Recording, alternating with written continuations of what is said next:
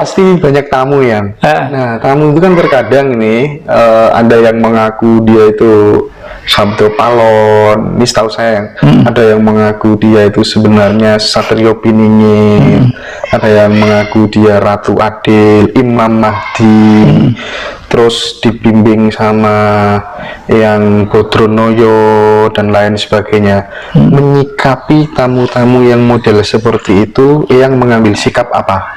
Umumnya kalau begitu kakinya udah melangkah masuk rumah ini, dia tidak menyampaikan meskipun seperti itu, meskipun saya paham konotasinya hampir seperti itu.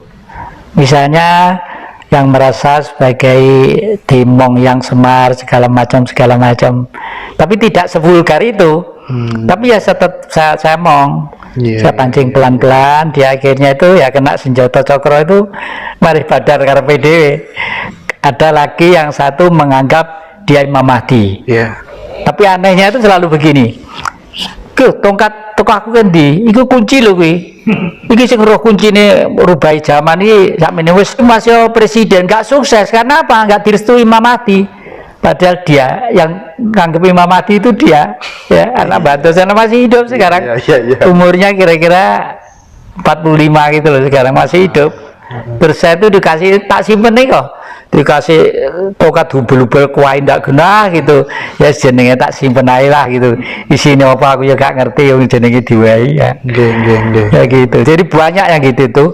Kalau yang datang ke sini, saya sering diundang bahwa Mas Jati ditenggo bapak, bapak nutuk saya pun lah saya sugeng, bapak itu masih hidup, maksudnya Bung Karno masih hidup. Nah, terus oh iya non saya pun gak kalau menikah nek mboten wonten supir, mboten sakit kesah, perlu mangke dipun papak ngaten. Iya tapi kalau menikah pripun nggih kedah siaran niki ten TV ten anu, pokoknya saya hindari terus lah. Batin saya apa? Kalau Bung Karno itu misalnya masih ada real, pasti tindak langsung ke sini.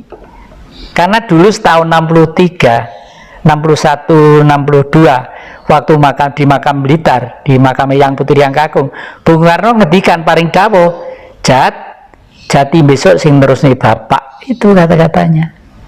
Padahal saya belum bisa meneruskan apa-apa. Jadi kalau beliau itu masih ada real, masih anu, katanya simpanan Bung Karno disimpan beliau di sana gitu katanya. Saya juga tetap tidak tertarik. Simpanan Bung Karno yang tertarik itu apa? Ajarannya. Makanya saya membuat di Singosari yang adik-adik ke sana kemarin itu untuk menggembleng Pancasila, Marxisme. Tidak pernah berhenti di sana itu. Itu. Terakhir gini ya, orang kan pada akhirnya ketika kita berbicara sangkan panen dumadi kan ya tetap akan kembali kepada Sang Pencipta. Meninggal, kalau yang paling bagus menurut konsepsi Eyang tadi ya, kita benar-benar sudah tidak memikirkan materi, tidak memikirkan dunia. Tapi pada kenyataannya orang anaknya dididik jadi polisi ya karena uang, jadi dokter ya karena uangnya banyak, lagi-lagi parameternya adalah uang. Nah, supaya kita kemudian tidak menjadi hamba uang, mohon diberikan pencerahan yang agak lama yang gimana ya. Sebenarnya orang tua menyekolahkan anak jadi ini jadi itu tidak salah juga ya. Hanya profesi ilmu pengetahuan itu yang lama-lama memudar karena kepentingan ego. Misalnya tugas dokter itu apa sih, sumpah dokter itu ya kan jelas banget jelas.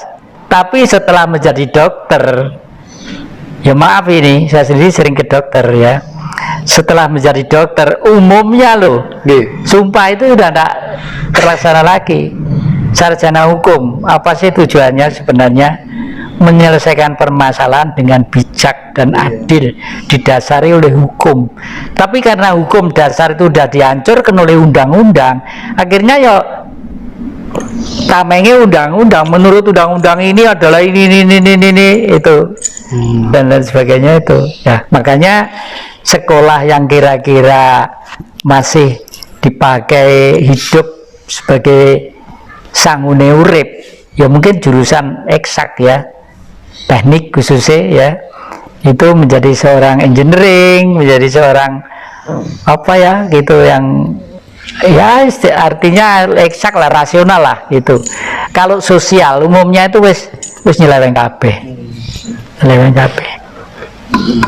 Dan ini di negeri ini sudah terlanjur mulai sekolah dasar, sudah kurikulum dirusak oleh era zaman Nugroho Susanto sama Daud Yusuf kemarin ya. Budi pekerti hilang dan lain sebagainya, itu udah fundament dasar udah rusak. Sehingga di sini umumnya hanya mengandalkan ijazah. Setelah punya ijazah, pekerjaannya, pikirannya satu, saya mau bekerja di mana. Itu. Makanya punya modal dijual. Kalau saya ini dulu joglangan deh, joglangan wes orang nggak berani beli di sini karena katanya tempat gendruwo. Ya, di belakang sana ada potwolo gede gitu, itu jurang, dan ini tapi nyatanya rumah ini sekarang menjadi indah, sudah memilih orang besar-besar banyak, Megawati, Pak Jokowi, terus belum dirjen-dirjen itu banyak yang digembleng di sini. Ya mungkin yang nganter-nganter gini tuh beliau-beliau juga, tapi saya tidak tahu, nggak ngaku tuh. Pokoknya saya dulu mbah, dulu digembleng di ruang bawah tanah itu loh, gitu tuh pokoknya. Ya sudah, namanya dikasih diterima, nanti ya orangnya muring-muring. Iya iya, yang ini yang paling final, ketika laku spiritual pernah nggak sih didatangin ya misalnya leluhur-leluhur gitu yang membuat yang merinding dan tambah yakin dengan jalan yang digelutinya gitu ya? Saya tidak pernah didatangi menurut pengamatan panca indera, tapi kalau saya dibuktikan dengan apa yang ada di dalam peristiwa sering. Misalnya kenapa di sana ada lukisannya Ibu Laut Selatan. Sebelum saya masang itu saya belajar di kitab-kitab dulu, suci dulu. Ya. Ternyata setiap kitab suci itu sebenarnya juga menyadari bahwa sebelum bumi diciptakan dan manusia diciptakan, terciptalah maha malaikat dulu. Maha malaikat dengan malaikat lain. Kalau maha malaikat itu beliau tercipta untuk menjaga ekosistem secara global. Misalnya laut harus dijaga, inilah. Ternyata di Injil Ibu Ratu Laut Selatan pun ada. The Queen of the South Sea. Seorang ratu di Laut Selatan, Queen of the South Sea lah gitu ya. Makanya secara logika politik, coba Indonesia mulai dari Aceh ya, Brunei sampai ke Irian ya, sampai ke Papua, lautnya itu berapa kilometer luasnya ya. Kalau di Eropa 13 negara, Indonesia itu kalau di Eropa 13 negara, sini hanya 1 negara. Kalau misalnya kita butuh angkatan laut yang besar untuk menjaga Indonesia yang kaya raya ini, butuh berapa triliun dolar untuk membeli kapal itu, belum maintenance setiap tahun. Cukup dengan kekuatan imit Ibu Ratu Laut Selatan. Akeh wong Jawa sing ngebong dupo pinggir pantai. Amerika mendarat, ojo mendarat, kono ngebong dupo. Burine itu mesti tentara. Ngono ya. Paling tidak seperti itu. Dan itu memang pernah terjadi. Tahun 1965 diharapkan oleh Amerika itu Bung Karno memberi komando. Yang ikut, saya ikut di belakang saya, musuhnya di depan sana. Bayangannya Amerika.